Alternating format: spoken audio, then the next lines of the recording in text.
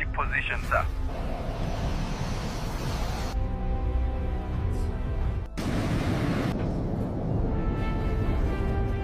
We need to know if he's working in Moscow.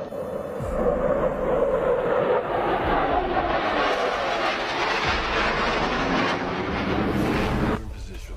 That's good work, Bravo.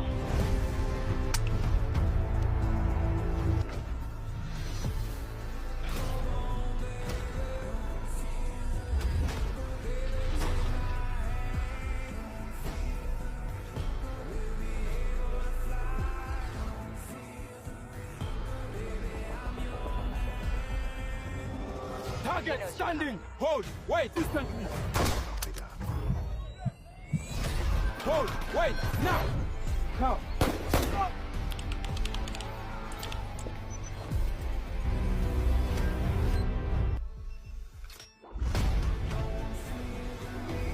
This is devastation.